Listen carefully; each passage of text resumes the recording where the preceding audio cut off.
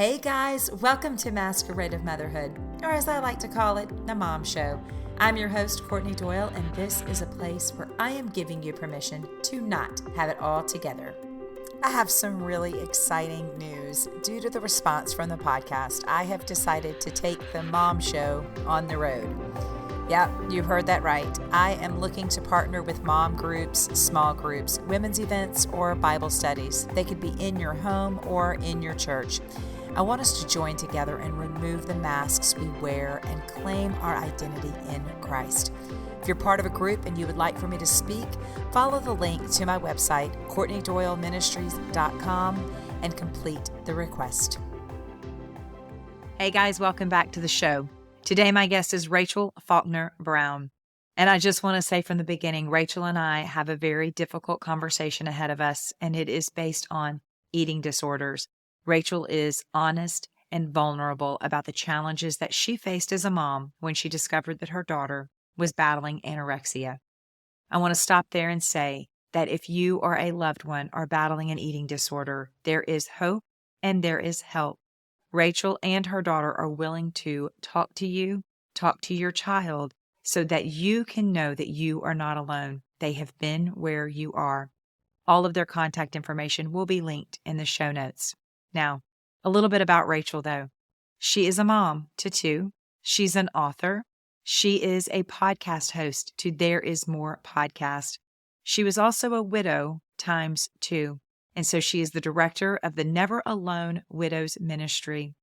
She is a joy-filled and faithful woman, and I know that when you hear the way that God has woven in and out of her life through pain and turning it into purpose, you too are going to be inspired and filled with hope. So without further ado, here's my conversation with Rachel.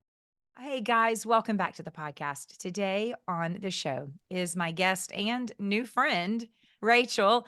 Rachel, I'm going to kick it off. I want you to introduce my listeners to you. Yeah, I'm Rachel Faulkner Brown. So honored to be here. We share a mutual friend, Sweet Robin from Storytellers Live, which is amazing. And Courtney, I have a hard story of motherhood, just like probably every guest that you have that comes on. We all have our scars, and hopefully we're not bleeding on each other. That's the goal. I'm just here. Let me show you my scar so you can know that I've been there too. And this has been hard. I run a large widows ministry. I'm widowed twice. My first husband died when I was 23. Second husband died when I was 31, and then run Never Alone Widows in Atlanta. But this past year, and the reason that you really brought me on was we went through a really scary time with my daughter. She was diagnosed with an eating disorder in 2023, and it had been probably on board for a year insidiously before she was even diagnosed. And we were at the lake with a dear friend who she had a roommate in college who had anorexia, and she saw my daughter actually putting mustard on lettuce. And she said, Rachel, she said, my roommate did that in college. And she said, I'm telling you right now, Campbell's got anorexia. And I said, we're going to the doctor on Monday. And in my head, because here's the deal, my child was on MasterChef Junior. She was like little chef, honestly. Like she loved cooking with me, and she'd been taking cooking lessons since she'd been in kindergarten. We'd homeschool. We talked about that earlier, but she was just into food and loved food and still loved food, honestly. Would get excited, loved to cook for her friends, loved to cook for her teachers. And so it was just not registering in my head that my child, I think a lot of times people feel this way. You're like, not my kid. Like, we love Jesus. We couldn't be harming ourselves. And so in my head, like I was taking her to the doctor because I was like, she might have like a thyroid issue. Like she's cold all the time. And so I'm like putting on my health and wellness hat. Okay, I think that might be what's going on. And Ginger, I think and we can talk about this later, but my intuition, I think, knew that there was a problem. A friend in the summer had reached out to Campbell via Instagram and said, do you have an eating disorder? And it was so offensive to Campbell. It was offensive to me, honestly. I was like letting it go. I was like, she's probably just dealing with her own stuff. kind of Mhm. dismissed it, but I think that seed had been planted. And this is what I will say, Courtney. Like, so many moms, when you are living with a child who has an eating disorder, and this is why a lot of eating disorders get diagnosed at the holidays, because it's a frog in a pan where you're heating up the water slowly. You don't notice because we're not going to the pediatrician. My kids are never sick. We're not getting weight checks and nobody's weighing in anywhere. So we'd gone to the pediatrician the year before. We hadn't been in a year. And this was happening insidiously over a year. And she'd gone gluten free. She had, realized she had a ton of acne and she was trying to get that under control. And so she was like, our holistic allopath, naturopath had said, you really need to be gluten free. I've been telling you all that. And Campbell finally decided, I'm gonna go gluten free. You are gonna lose some inflammation. So for me, it was just all happening really slow. But to Mhm. people who had not seen her, they're like, Rachel, something is wrong. And she had lost, what is so crazy is she did get mono. We'd gone to her well check in October of 2022. She got mono in March and she had already lost 10 pounds, and the doctor did not say anything. Wow. And I was just, of course, I wasn't looking at her growth chart. She looked fine to me. You're just, as Mhm. a mom, you're like, we're here for mono. Just fix the mono. But Right. in that time, she gone gluten free. But of course, nobody said anything. They just didn't catch it either. And then she lost another 4 pounds through August.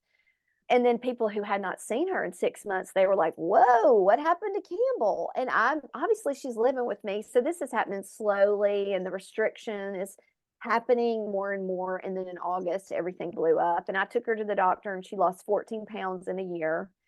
And the nurse practitioner, and still, even then, Courtney, it's crazy. I remember that appointment like it was yesterday. And the doctor comes in, and I'm like, no, don't tell her. Like, she pulls me out of the room, and I'm still like in this self protection mode. Like, Sure. let's like, don't like completely tell her she has an eating disorder. Let's just say you've got some eating issues, you've got disordered eating. I was trying everything in my power to get her to not label my child, because I really do believe that we label children too quickly. Okay. So Mhm. we label ADD, I'm like, okay, are they getting sunlight? What's their vitamin D? We're labeling these kids before we even do any kind of processing. And then they get this label and it sticks. And they're like, I'm ADD the rest of my life. And I'm like, you're not. Sure. Okay. And there is a diagnosis, I do think, but I think it's completely overused. So anyway, that was me. I was like, don't give her a label.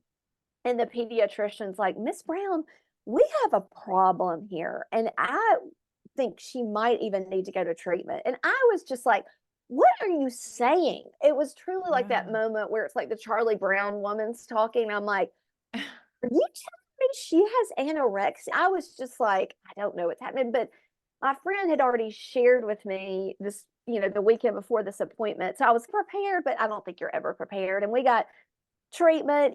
We started with obviously weekly pediatrician visits and the therapist, and we got a dietitian. But honestly, Courtney, and I would say this to every mom who's dealing with this, and every mom I've dealt with since we dealt with it, if you don't act aggressively, it only gets worse. To Mhm. me, there is, and we are living proof. Campbell ended up completely spiraling out of control, even with treatment. And we had started high school. That wasn't really helping. She's ninth grade, 15 years old. Starting high school, the anxiety went through the roof, the OCD went through the roof, just completely, my life is falling apart. But she hated herself. She was literally powerless under the effects of ed, which is what they call eating disorders, because it's like a Mhm. person outside of a child's body just locked in. And that's what I always describe it. It was like a tick that just locked in that mouth on her head, and it just locked in. And there was no amount of cognitive behavioral therapy, no amount of dietitian, and okay, these are the things that you need to go buy at the store, and then we need to start eating this. It required absolute rehab. That was like, that should have been where we went from where we were. And we don't know what we don't know, but and Right. I've talked to many moms recently, even who tried to manage for 6 months, and they ended up in treatment, and they just delayed the inevitable, and Mhm. honestly, we should have gone from the pediatrician's office straight to a treatment center, and Well, we and got I don't wanna interrupt you, but I no, wanna go pop ahead. back just a second. Like you said, there were so many things that had happened over that year. The Yeah, mono, the gluten-free. It makes sense where you're seeing her every day, yeah, and some of what has transpired in her life, the gluten-free new habit and mhm, the illness, some of the weight loss was justifiable. And yeah, so I can totally understand what you're saying, yeah, where you are not seeing it until somebody else sees it. And so I guess my question for you is, you didn't see it. You have a friend who sees it. There's an Instagram post. You've got these little seeds that are being planted by other people.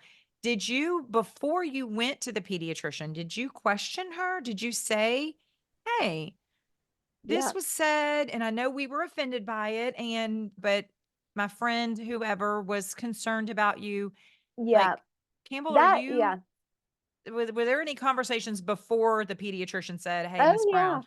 Yeah, definitely. Because she was the summer it really ramped up, so there was a lot of restricting, there was a lot of but I didn't have words to put around all this. She was just being pickier than normal, that's the other thing too. Pickiness, extreme pickiness when you've got, like, a 15-year-old, not a toddler. There's that would be like buzzers going off for a mom listen to this because like that can translate into ARFID, which is avoidant restrictant form of an eating disorder. And I didn't even know that was a thing. And so I saw obsession with healthy eating. So it's like you take gluten free. And when you have children with OCD tendencies, they don't necessarily have OCD, but they like things neat and they have a personality. You have this bent. And so when there's trauma on board, her dad died when she was 5 months old. So we had this little flame going, and then you add this personality types, and then you add I'm in 8th grade and I'm getting noticed by the boys. And Mhm. they are like, wow, Cam, what do you do? So you're getting affirmation from boys and girls and grandparents, and everybody's, you look so great. We are visual people. And when somebody loses inflammation or loses 10 pounds, like people are going to notice. And that Mhm. is a fuel. That was a fuel for her.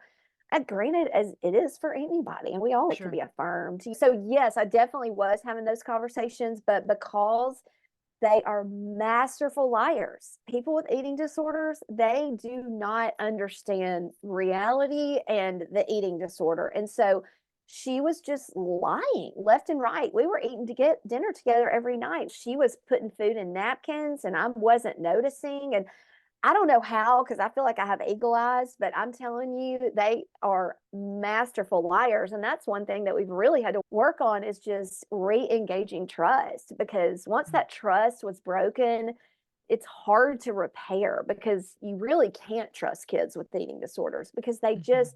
they don't even know reality anymore. They're just lying so much. And that was definitely our Mhm. story. So there was always like a lie that felt like a truth to me and her. And of course, I'm not thinking you have this detrimental problem that's killing you. So you can see how it just goes in unnoticed, unchecked, because it's okay. She's trying to eat healthier and eat less sugar. It's just like you're waking up to health and wellness for your own body. Like, I'm my best advocate for my own health.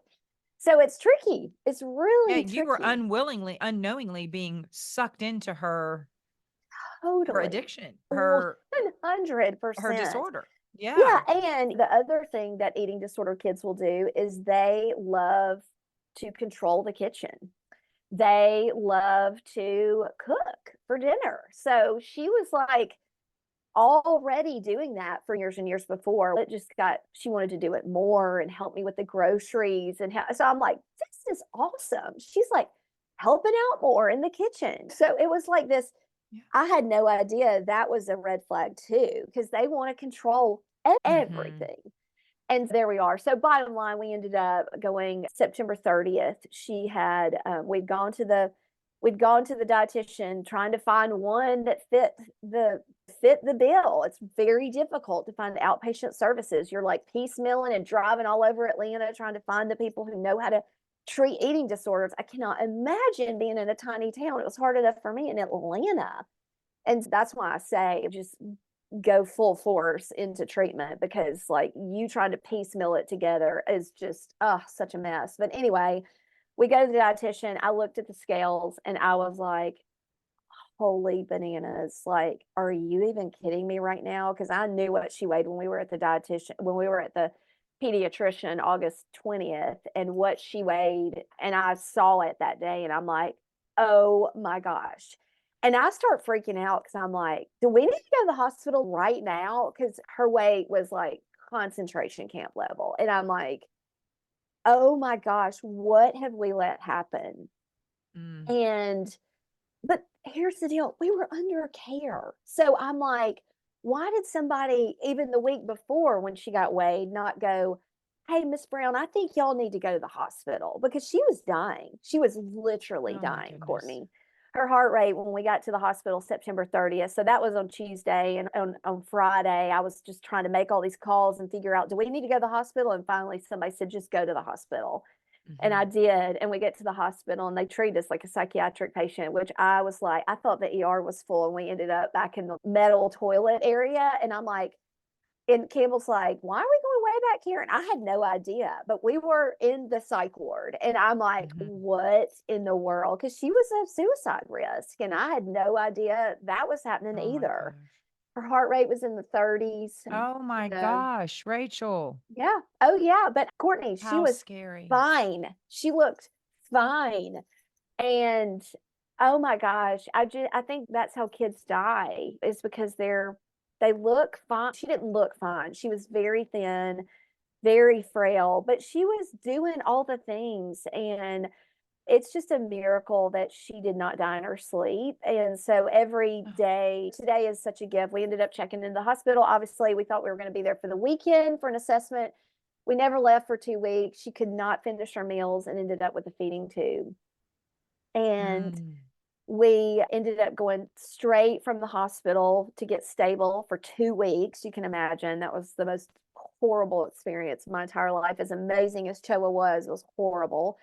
And then we ended up going to a treatment center here in Atlanta. There's only a few that have hospital grade care, and we had to go to one of those. So we really didn't have a choice. Our insurance did not pay for it. Mm. Thank They you, do they typically don't pay for thank any you, sort of. military. At $1,500 a Mhm. day, I was like, I Oh don't my goodness. know how this is going to work, but it didn't matter. She was alive, and we were so grateful, and it didn't matter what it cost. It was just like, I was like, okay, okay. It was just another blow. I'm like, how did we get here from like mustard on lettuce to this? So I'm still traumatized by it. I'm not gonna lie. I've done a lot of work, and I've done therapy and inner healing and for my own trauma, because it didn't Mhm. just happen to her. It happened to our whole family. My Yes. grandparents did not see her. She goes into the hospital. We didn't go home for Christmas. My parents, it was almost 8 or 9 months before they saw her again. And they'd been used to seeing her once every couple of months. And so it was just a devastation, just an absolute, like a bomb dropped in our family. And Mhm. we'd had trauma because I'd lost two husbands, and they lost their dad when they were really young, but we really had not had anything related to the kids. We'd had asthma and we'd had flu and we'd had some Mhm. stuff, but nothing like this. So you can imagine your compassion meter for people who are sick. Oh my gosh, like it just goes through the roof, because you're just like, oh my gosh, I just don't want another mom to have to sleep on this cot ever again. Mhm. And yet at Mhm. the same time, I'm just so grateful for medical intervention, because she was literally dying and I had no idea. Mm. And it sounds like it was this slow progression for that year, and then it was not a Yeah. slow progression. It was a Once it fast got progression. diagnosed, yeah, once ED gets found out, it's the craziest thing you've ever seen. And that's why it is the, you know, number one mental health. It is the number one cause of death in mental health is anorexia because it is just so insidious. It affects like so many organ systems and it's just unbelievable. And you've got so many other comorbidities on board. You've got the depression, you've got OCD, you've got anxiety, and then you've got suicidal ideation. And I'm like, my child is the last child on the planet who would want to end her life. And she never had a plan, but she just wanted out. She just wanted it to end. And I don't think she ever wanted to die. She just wanted it to end. And the only way she felt like that could happen. And of course, when she goes to rehab, it's not a lovely place. It saved her life. And her counselor, her dietitian, I credit for truly saving her life. Allison was unbelievable and really gave Campbell special attention. She saw something in Campbell because the same grit that got Campbell into the treatment center is the same grit that could get her out. And I Mm. think Allison saw that in her. And just when we checked out December 14th of 2023, I told Allison, I was like, I want you to know I prayed for you every day because I knew that Jesus and Allison saved Campbell's life, truly, because she wasn't healed when she got out. She was alive. Her weight was relatively restored, but she wasn't healed. Mhm. But Allison got her to that point so that our love and our firmness and boundaries and all the things that we had to put in place could take over. But Allison truly got her there. And I'm just like, I can't say great things about Veritas because it was a really hard experience for Campbell, and there were a lot of really troubled children in there, including my own. But we had put her in a bubble for 15 years of her life, and it was all like blown up the day she got there. The things that she saw, the kids struggling with. She was the only straight child on her floor. Everybody was a lesbian. You can imagine from Jesus world till everybody is gay on your floor. And she's, what is happening? And there's no judgment. It's just a very dark place. And Mhm. everybody's there for the same, relatively the same reasons, yet the way that they get there is very different. So Mhm. it was tough, but we did not have a choice. And I just had to trust the Lord. I'm telling you, talk about take your hands off the wheel and Jesus take the wheel. Oh my gosh. I had no 'Cause it choice. was inpatient. You had It to was leave her there. inpatient. Oh, yeah, she was there from September. She was there from October, like, 4th until December 14th and Now, called could us you every visit night. her We during could that visit her time? 1 hour a week on Sundays, which was the hardest hour of the entire week. The greatest hour because we were so happy to see her, but it was very hard.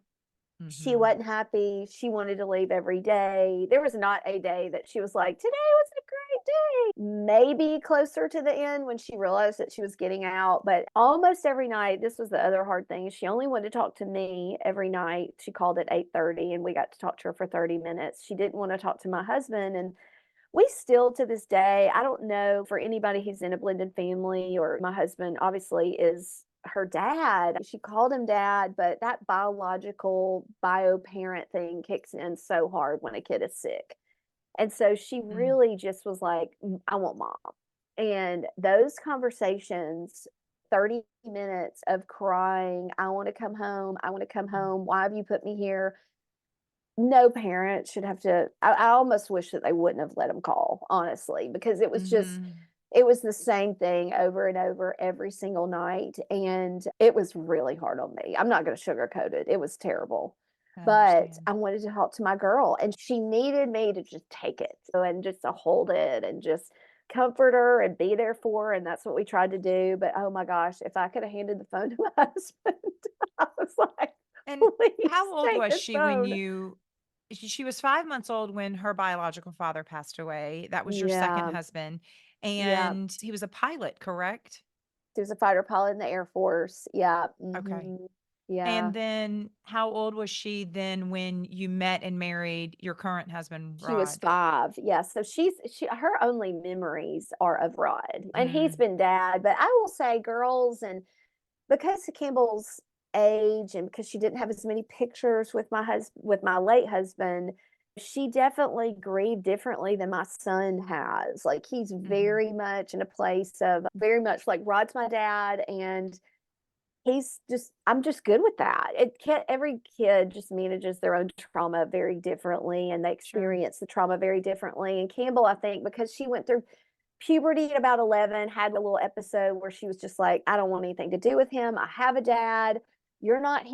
him. And so there was just a lot of hormone changes. Again, more hormones on board at 15, 16. So it's just, you're just, girls, it's just harder. Mm. Yeah. Any mom would say that. I know boys are hard, but there's just a lot more emotional dynamics to manage. And so when you have trauma and then you have an eating disorder and then you have a blended family, it's like that is quite the dynamic. Mhm. But the story ends really well, Courtney. Campbell got It out December does. 14th. She really wasn't healed. And then we had a pretty traumatic 6 months where she would lose weight, gain it back, lose weight, gain it back, and it was just a Was mess. there I a mean, the threshold? I feel like I keep interrupting you and I don't mean no, to, you're but I'm fine. just You're fine. curious. Was there a threshold after she came out of treatment where you were given specific directions of if we're not following this, she has to come back to the Yeah, treatment facility? 100%. Yeah, Yeah. 100%. But honestly, it had been so traumatic. Everything in me was like, you ain't going back there. I don't care if I have to. We're going to find some other way to do this because there was no way she was going to go back to Veritas. We did intensive outpatient. We went to two different programs. One, it was just the tricky part with outpatient programming after you finish, and I don't know how much you know about eating disorders, but you go inpatient and then you go intensive outpatient, IOP, and then PHP, which is partial hospitalization. And then there's outpatient treatment, which is how we started. We should have started way over here. But anyway, so we tried to do a PHP program, which was all day, and it was just a mess. Like they had 15-year-olds and there were 30-year-olds. My daughter does not need to be in a program with a 30-year-old. And because they don't have enough people who will commit to these programs, they all get lumped together. And that's pretty Mhm. universal, I will say, except a couple of programs have enough kids that they can separate them out. And I just wanted to be done with Veritas, honestly. I was just like, I don't want to go back there. I don't want to say that name ever again. So part of it was my own trauma. Now, hindsight being what it is, I should, I hate to should myself, but I think it would have been better had we gone straight to PHP and we left her there.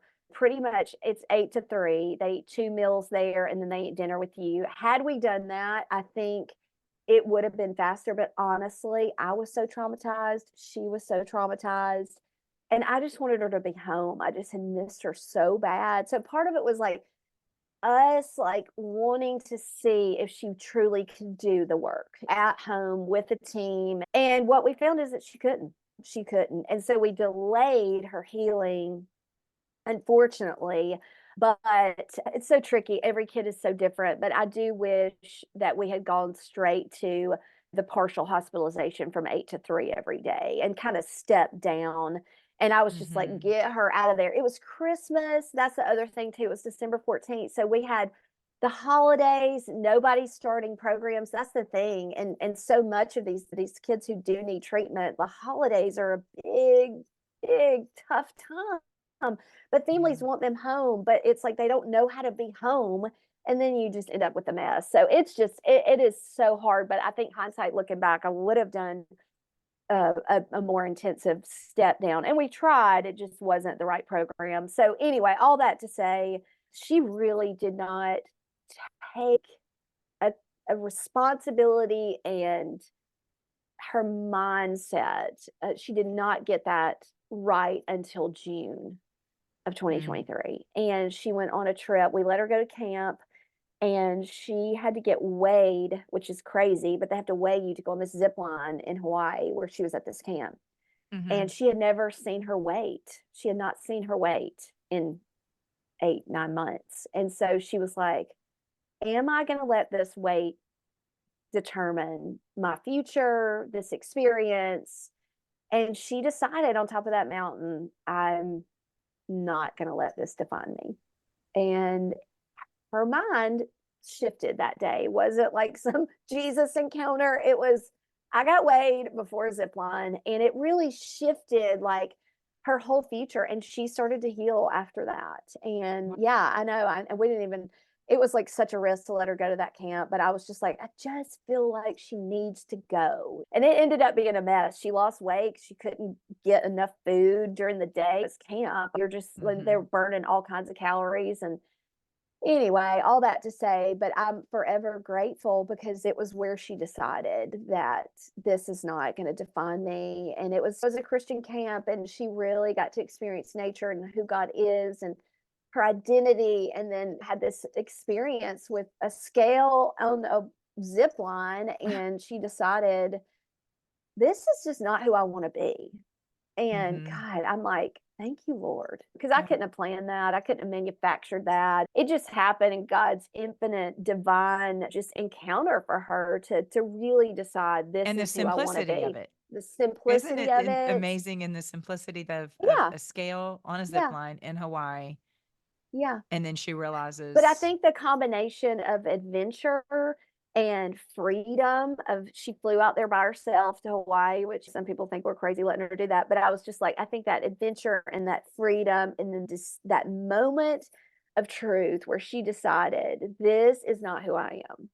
And it changed her life, and she started to heal, and we've never looked back, and she's doing absolutely amazing. In fact, we were just doing neuro emotional therapy for her, which is basically like somatic therapy where you find what is still lodged in your body with muscle testing. And the woman who did the NET on my daughter, she was like, she does not have an eating disorder. And she does tons of work with eating disorder patients. And she was like, her body does not present. And I'm like, and I this is one thing too, Courtney, that anytime there's a mom, and I just want to speak this over every mom listen, because people will tell you she is going to struggle with this the rest of your life, her life. And I want to literally spit in people's face who tell me that. I'm like, do not speak that over my child because I mm, don't believe that has to be true. mhm. And mental health and eating disorder clinics and pediatricians and all the people have made these blanket statements. They're going to struggle with this forever. And I just believe that is just a bunch of crap. I'm like, my God paid for her to be healed. And Mm, Jesus paid for her to have a beautiful inheritance. And that means she gets to walk in healing, wholeness, and deliverance. And don't speak that over my child because I don't believe that she is going to struggle with this for the rest of her life. I believe it will be part of her story, of course. But will it be her struggle? Does every woman in America wake up and go, "Oh, I wish I could get my pants," or "They're a little tight," or whatever? Yes, but that does not mean you're going to struggle with having an eating disorder for the rest of your life. Because my girl, I will say, she is free. She is free from an eating disorder. Now, does she have remnants? Maybe, but she does not have an eating disorder anymore. And so I just, when that woman said that, who did NET, who like doesn't even know us, and she's wow, mhm. like she is totally free from her eating disorder. I was like, thank you, Jesus. Somebody Right. who can partner with the truth and can confirm it to what I know the Lord has already said to me and to Mhm. Campbell. She knows she's free. It's just amazing. And by labeling that, then she's no longer Campbell identified as a child of Christ. She's Campbell with an eating disorder, and Jesus happens to show up occasionally in this illness. No, Right. Jesus can heal this illness. And Yeah. And she could be and totally set free. Like, it's not a sure. there wasn't, like, a partial healing, like, she is healed, and I think that's the thing, it wasn't a miracle, but she is healed, and there is a difference. Miracle's instantaneous, it wasn't that, even though I prayed for that, but there was Mhm. a walking out process, and I feel like the way with our team and our treatment team, who's amazing, she's she's walking out and even the remnants, like, I'm like, "You this is just gonna be a chapter. This is not the story." Mhm.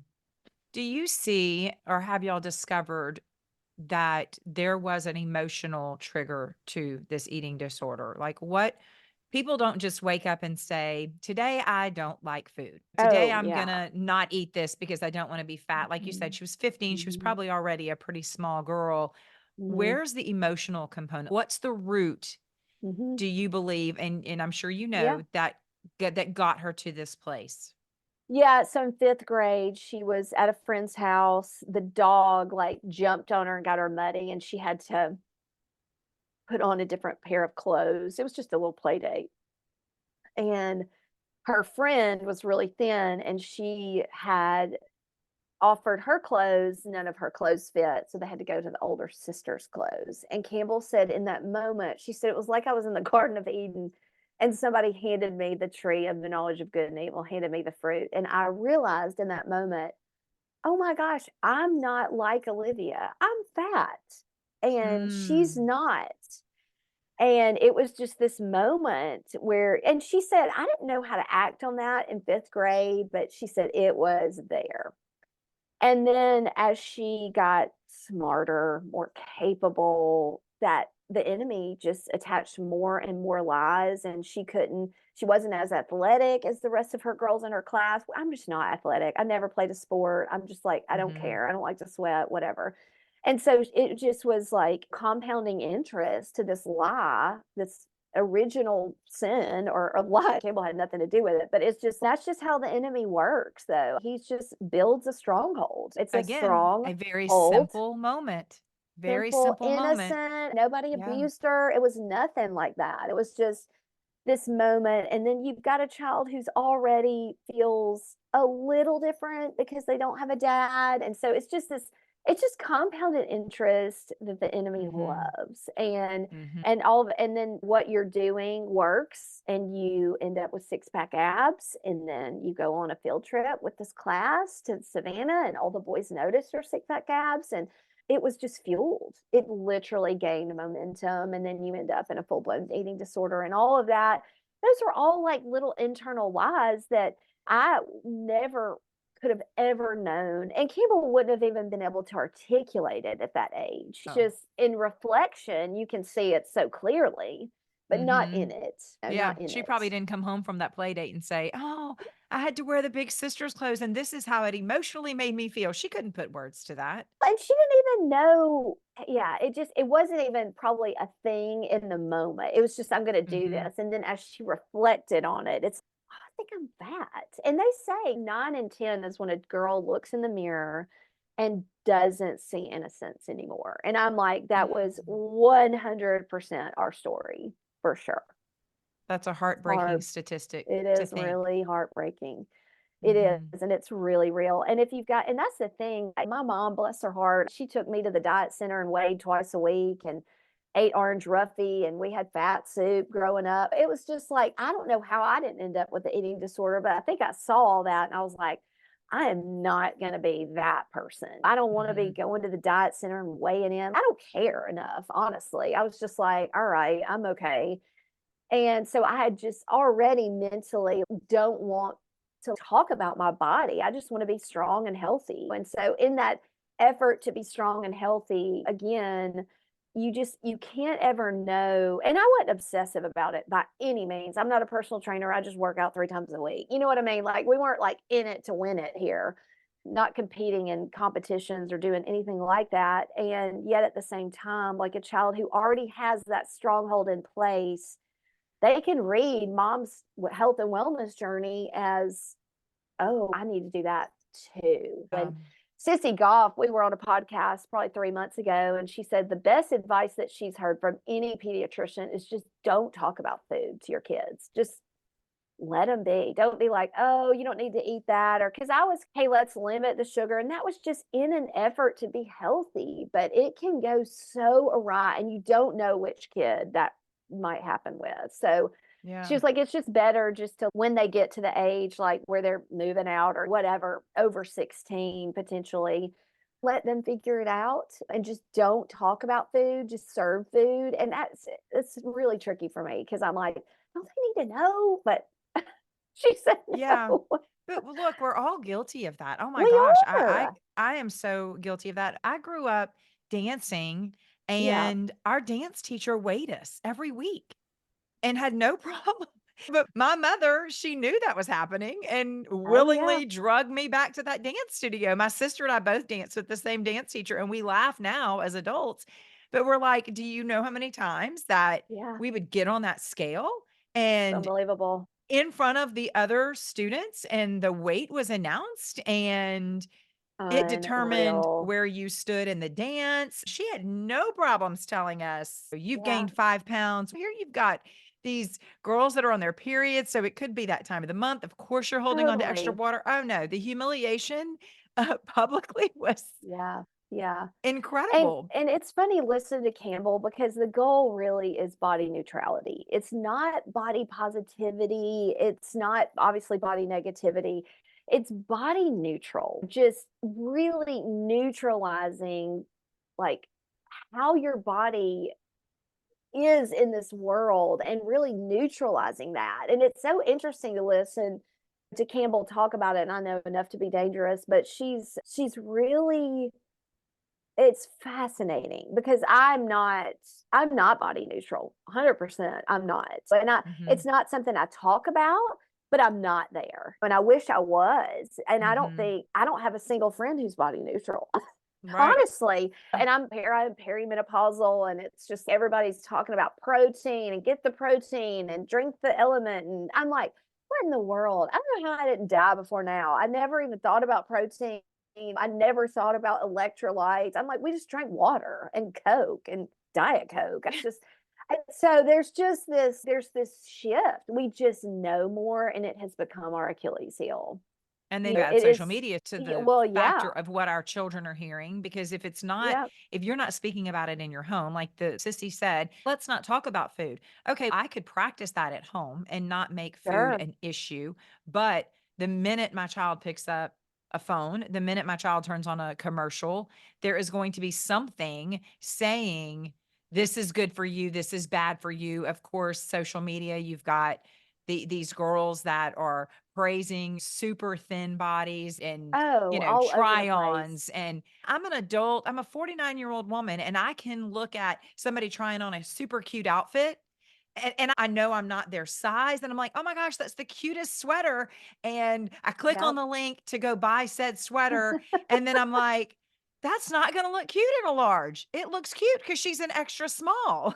It's not gonna look good on me. 100%. I'm gonna look like a potato sack, and she looks Yep, like a cute yep. little stick. But again, I'm 49. Yeah, I've yeah. lived a minute. I would not say I'm more secure with my body because I'm not. I think we're like you Uh-huh, said, I'm not body uh-huh. neutral either. And No, so you do that to a 15-year-old who has already bought into I loved the analogy that you used. It's like a tick that's latched on and is speaking totally. lies. And Mhm. so if that tick has attached itself, Oh, I yeah, and you mean, know how hard it is to get a tick out. It's just it is a corkscrew, and it's crazy. Campbell actually had a tick when she was little, the only time my children have ever gotten a tick, and I was like, "This is unbelievable. I've never seen" and honestly, that's what the eating disorder felt like, and it's a mm, horrible analogy, but it is really real. It's really real. mhm. You shared one of the things in my questions prior to this conversation that when we talked about like tools and practices that you used, and one of the things that you said you were holding on to a vision of healing. And Mhm. so I want to dive into that because as her mom, facing this diagnosis, this pediatrician, this friend first, then the pediatrician, all saying this is what she has. You have voiced that your initial reaction was like, whoa, wait a minute. Yeah. This isn't true. I'm her mom. I wouldn't have missed this. Yeah. And so I want to talk about that for a minute. Did you initially hold on to any, I messed up. I did it wrong. I Oh. missed it. Guilt of how could you have stopped this before you got to a point that now your child is literally dying before your eyes? Yeah, 100%, and I know that is not helpful. There was no that was gonna get me nowhere, and it was just gonna make me go down the rabbit hole of shame, and I've lived in shame for 15 years, so I'm very keen to know when I feel it, and I just was like, "Lord, I'm just gonna let that go," because I'm certain that people had a lot of thoughts about me as a mother, and how could you let this happen to your child, and that's the thing about judging other people. You just have no concept of what they've been through or Mhm. what's happened. No one really knows what happens in a home and the things Mhm. that the family is dealing with. And so I honestly, Courtney just had to let that go. And I've Yeah. done enough work that I knew if I focus on this and how I feel like a failure, this is not going to bode well for Campbell. I will not be the Mhm. mother that she needs in this moment. I will not be capable if I'm like, oh my gosh, I suck, I suck, I suck. You can do that all day and you can go to therapy and just talk your way out of that because it's not true. Campbell made choices and we've walked through the grief of that, of those choices that she's made. We're still grieving that. What happened is not over because we're still dealing with the secondary grief of it. And so I've just had to grieve it. You got to feel it to heal it. And so I Mm. grieved that I felt that way and it was very real and I acknowledged it and I've moved on. Mhm. And you shifted your mindset to this Yeah. vision of healing. And so what is Yeah, that? when I was in the hospital, my woman that does all of our ministry with me all the time, we've written Bible studies together. But anyway, she said, Rachel, you cannot use your real eyes. And Mm. and I knew it was right because she was dying in front of me and the alarms are going off every night and I'm literally traumatized in my body. I can't sleep. She was like, you cannot use your real eyes. You've got to get a vision of what she's going to look like healed. And I immediately drop into this vision, just like you can see the Wizard of Oz if you're listening to this, or you can see your bedroom and you're not in your bedroom. But I got this vision of her in this little blue romper that she loved, and she had her arms up and she was dancing. And dancing is such a mark of freedom. So anytime I see somebody in my mind's eye dancing, I'm like, there, that's freedom. And I knew she would be free. And I held to that vision. And this past October, she got invited to go to homecoming and she got to dance and do all the things. And she was totally healed at that point, even in October. Like she was totally free. She was so happy to be there. She was so happy in her body. She was thrilled to be with her friends. And the Lord was like, this is it. This is what you held to. This is the moment. She wasn't in that blue dress, but I knew it was just a that was just a picture of what it could be. And I held that vision. And I honestly think, Courtney, that when a mom or a dad or a family can hold a vision for a child who cannot hold a vision for themselves, like I was literally seeing what her future looked like and I was holding to it and I was partnering with the Lord because that was the plan that he had over her life. It Mhm. wasn't to stay sick and be in this dark place. It was this is it. This is what the healing looks like. So hold to this. Use your eyes. And I think I partnered with it when Campbell couldn't. I partnered with that vision all through treatment. I wasn't sharing it with her. She didn't want to hear anything from me about Jesus. Mhm. She was flushing pages of the Bible down the toilet. So just know we've been there. She hated me, had a hate wall for me at treatment. It was terrible. But yet at the same time, I knew there are very few things I can do, pray and partner. And that's what I did. I prayed and I partnered with this vision. And I think I can't look back and pinpoint any one thing except that. That Mm. is really the one thing that I can look back and go, I did not use my real eyes. I really Mm. didn't. I was just like, I'm holding to that. And that's healing. And that's what's going to happen. And I believe for her and me and our family. Mm. That is such incredible advice, regardless of what your Yeah. child is facing. I You got love to it. see Don't it. look at it with your real eyes. That, Mm-mm. man, I love that so much. And one of the other things that you said that really struck me was, and you mentioned it early in the conversation, so I want to circle back to it, which was listen to your intuition.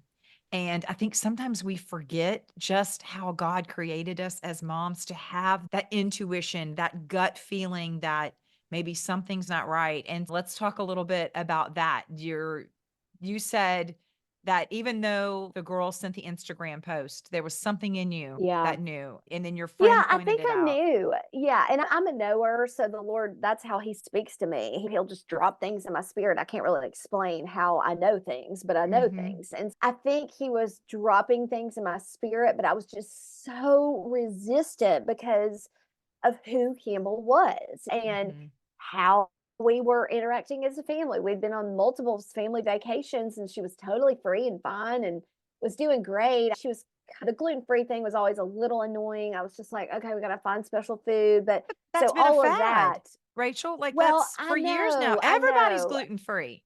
I know. And she genuinely, we could tell the difference. It was like her skin was clear and it wasn't when she was eating gluten. But at the end of the day, it was a little bit like, and so it was just like that tweak and that knower, but moms know. And that's what I've told the moms that I've talked to and helped try to coach through this. I'm just like, you know what she needs. do the hard thing now so you don't have to do the hard thing later. Mm. Honestly, I wish I'd done the hard thing, which would have been, we're making a pediatrician visit. We're going in. I think you might have an eating disorder. I was like, not gonna do that. Even when the friend called her out, I'm just like, okay, no. I was just so resistant. And I'm not sure why. I think there was some shame, pride, some gross things, honestly. Really, not my kid. I'm a ministry leader. Subconsciously, I think I probably thought that. I wasn't like, I'm a ministry leader. My kids shouldn't struggle with this. Really and truly, it's like I have a target on my back, and so does she, because we are in ministry. And so Mhm. that's the crappy part of this, is just that my kids are really, they're vulnerable Mhm. because my husband's in ministry, I'm in ministry. You're sticking your neck out saying, I choose Jesus. Mhm. And yeah, it's tricky. But yeah, oh God, listen to the voice of the Lord. That knower knows. He knows, Yes. he wants to help. He's trying to partner with you. He's not trying to bring you shame. He's trying to expose things to help you heal. And I'm just like, I knew better. And so there's that Mhm. piece of me is, don't do what I did. That's my Right. whole ministry. Don't do what I did. Do this. This is a better way. Yeah. But isn't that what we pray for? I know, like with my kids, Yeah. I'm like, Lord, expose them. If they're lying, Yes. I Oh want my to see it. If they're gosh. doing wrong, show it to me. And then he begins to show you things. And then you're like, not my kid. No. And yeah, that's where the masking came from, because I was like, well, not my Yeah. kid. I'm going to put this mask on that we're fine and everything's good. And I'm not going to live in the Yeah. reality that I'm being pulled into. And so Yeah. it's Yeah. an easy place to resort to. I want to ask this for the mom who's listening, who Yeah. has a child who they are suspecting, or maybe they are in the middle of Yeah. an eating disorder. How Yeah. can those around you support you, both you as mom and Yeah. the daughter during this time? Yeah. What could we Well, do? just show up. This is what I tell people when a husband dies. I didn't know what I needed, to be honest. You know what I mean? I didn't know what I needed. My two best friends from Birmingham drove over 3 days after we get into the hospital, just bringing blankets and bringing coloring books for us and things like that. So it was like, show up at the hospital, even if they're in there. So that's a big one for me. And then just encouragement. Just text me. I'm praying for you. I'm thinking about you. I'm warring for Campbell, helping my husband and my child who's left at home, Mhm. helping them. Like that helps me because they were trying to keep everything afloat, and Rod was trying to work and keep Davis on track, and because they just got left behind. I Yeah. had one purpose, and it was that sick child. And even for kids with cancer, like the kids end up not having their birthday parties and stuff like that. And, making space and then just connecting. Like if you know somebody going through it, connect them. If you know somebody who had gone through it, connect them. I think being a Mhm. connector is so underestimated in this world. It's, oh, I don't want to bother them. If you know somebody who's been through it, because every little conversation added up to the treatment plan that we had, because it was like, I'm gleaning wisdom from every person that we talked to the whole time. People who've been through Mhm. it, people who are like us, people who weren't like us. I can take wisdom from all of those people. And so connect, show up, take care of the family left behind, and just pray. It sounds crazy, but if we knew, Louis Giglio said this past week, he was like, if we knew what our prayers did in heaven, we would never cease praying. And I Mm. think that's something to remember, is just put a timer on your phone. Pray Isaiah 61 over that child every day at 2 o'clock. We can do things to remind us to pray. And it was huge. Feeding us was just a huge deal. I was so tired, and at the hospital, I was at the hospital the whole time. So I didn't come home but one night in those two Mm. weeks. And then she was gone. We sent things to Campbell every week in treatment. Our friends sent things. It's a little tricky trying to send things to people in treatment because they can't have food on Mhm. it and they can't say anything. And anyway, so all that to say, just like if the Lord drops that person on your heart, call them, text them, send them a voice memo. But yeah, it's a huge help. Yeah. It makes me think about how easy would it have y'all are a year out now? Has it been just a year? And A how year. easy this would have been for you, Rachel, to hide this Yeah. story for the sake of Campbell's reputation, what other people Yeah. may think, what people think of you and your husband. We all are ministry leaders. And why didn't you catch this sooner? And you Yeah. couldn't Oh, pray this yeah. away, all of the judgment. And yet here you are. And when I asked you to come on the show, one of the options that I gave you was, do you want to do this anonymous? Oh, Because in yeah. this season, No. there are some Sure. parents, moms that are saying, "Hey, I want to be anonymous for the sake of what my child is Yeah. Of experiencing." course. I can understand that I can because too. it's this balance of it's their story, but it's Yeah, it your is. story as their mother, and It that's who we're trying is. to target is the But she had moms. to go first. I think that's the thing for me is because she went first, she wanted to share her story September 30th, the day that she went into the hospital. And I was like, "Ooh, ooh, I'm not sure." I wasn't ready, Mm, honestly. Like when she shared, I wasn't ready. But then it was just this, okay, all right. It was like we ripped the band-aid off and it's out there. And now, because she was like, "I'm ready to help people." And I was like, mm, oh gosh, okay, here we go. Because Campbell's watched me. She's watched like pain, deep, deep mhm, pain go to purpose when she gets to see thousands of widows who are just like us where we were 16 years ago. And she sees the fruit and she's, I want to do what you do. And she's not saying that, but I think she knows this is just really not about me at this point. I'm healed. mhm, I want to go heal because heal people and hurt mm, people. And I'm proud of her. I tell her that every day. I'm like, you did not have to choose this. And she has. She is so, she's got charts of like how she talks to a mom who's going through eating disorders and how she talks to a girl who's in an eating. She's got these things that she says and she got it all charted out. I'm like, who are you? It's beautiful right, to watch her give it away. And that's the gospel, Courtney. That yeah, is the gospel. That is how the kingdom advances. Hey, you're hurting. Oh, I was there too. Let me hold your hand and get in the pit mm, with them. And I just proud of my girl. It's been a long road. I'm tired. But at the end of the day, this is the cycle of life. Like the pain, we get to exchange it, the heaviness for worship. We get to exchange the mourning for joy. We get to exchange the ashes for a crown of glory. And that's what we're doing. And that's the yeah, cycle. That is the cycle of being a believer. It's right, just, if you can catch that, it's just, oh, okay, I welcome this because I know there's somebody on the other side of this. There is, there's somebody on the other side of this podcast who's going to hear this and believe bigger for their child, that this is mhm, not their story for the rest of their life. Just reject that. If you hear nothing else, that's what I want a mom to hear. mhm, yeah. And I would be willing to bet that the trajectory of her healing, I think a lot of it has been tied to her willingness to share, Mm-hmm. her Mm-hmm. willingness to not hide this illness 100%. in the secret places, because that's what Yeah. the enemy wants to do. He wants to Oh, keep it in the secret places so he can continue to lie yes. in the secret Yes. places. And when you say, no, I'm going to bring this to the light, he Yeah. loses his power over He it. And the does. only Yeah. person that's glorified, even in difficult seasons, is Yeah. Jesus.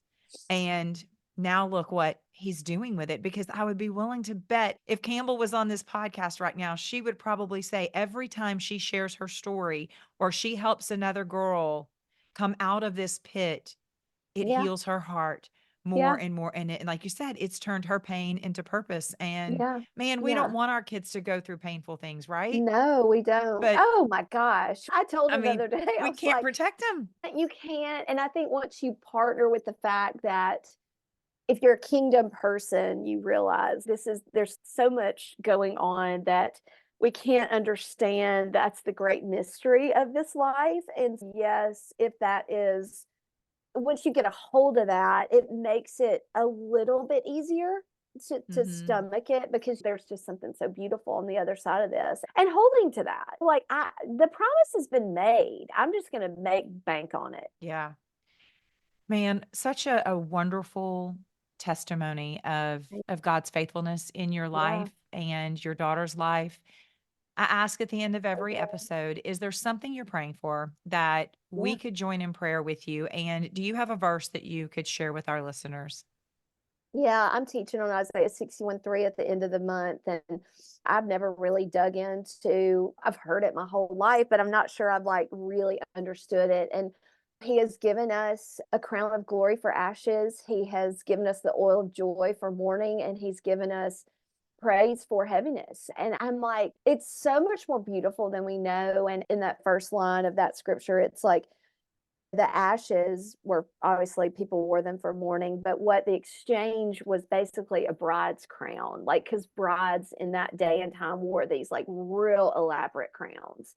And we don't Hmm. do that anymore. We wear tiaras and little veils or whatever. But back then it was like this enormous crown that they wore. And I think if we had like a picture of what the Lord wants to do in place of those ashes and how he really wants to crown us so that people see this is my bride. This is my Hmm. bride, and this is what I'm exchanging for her. And the goodness of God in that exchange, but we have to give it to him. If you hold your ashes, you will not experience that exchange. And the big thing we're just praying for Campbell is just real deep community because she's isolated. She's pretty healing is isolating sometimes, and she's homeschooled, and recovery can be a lonely place. And so I am just praying for those one or two friends, those girls who are just like, we see you, we love you, and we're with you in this. And Hmm. she just doesn't have that yet. And so that's my prayer. Yeah. Yeah. Yeah. I am happy to join in that prayer for your sweet Thank girl. you. I appreciate your time so much Yeah. and this story. Would you be willing in the show notes for me to add, I'm going to put a connect with you if there's Yeah, moms or please. daughters that they can reach Absolutely. out? Yeah, we're working on a website. It's called recover.love. Campbell wanted to do that. She wants to do like a little mom-daughter course for people who are hurting, and I'm all in. So we're not done with it yet, but yeah, find me. Campbell, we can leave her Instagram too, because if there are girls that want to follow, she does talk about it a good bit. Not a lot. It's not like her main thing, but she does definitely talk about body neutrality, and which is Hmm. cool because there's just not a lot of out there about that. But yeah, totally would love to connect, would love to walk with any mom struggling. I've given a lot of things that we did wrong, but I love like helping people even decide on what treatment center because we did a ton of Hmm. research, and I can offer my limited advice, but I love to do that. So yeah, absolutely, Courtney. Yeah, because searching for treatment centers, that is a scary. It's like, Very, where do I go? How do very I afford difficult. this? And Very, yeah. I can't thank you enough, and I appreciate your story, Campbell's story, and how at the heart of all of it is Jesus. Yeah, And thanks for being it's with me, enough. Rachel. Thanks, Courtney. Remember to check the show notes for links to the books and all of the resources mentioned in today's episode. If you want to print, screenshot, or share this week's verse, head to the show notes where you're going to find a link to my website and a graphic for you to use. Thanks so much for listening to Masquerade of Motherhood with Courtney Doyle. We want to be sure this blesses you and other mothers. And in order to do this, first, you must subscribe. This way you won't ever miss an episode. Also, if you'll rate and review this podcast on iTunes or wherever you're listening, this will increase our reach to other mothers who need a little encouragement, a community, and a whole lot of Jesus. We're so glad you're here.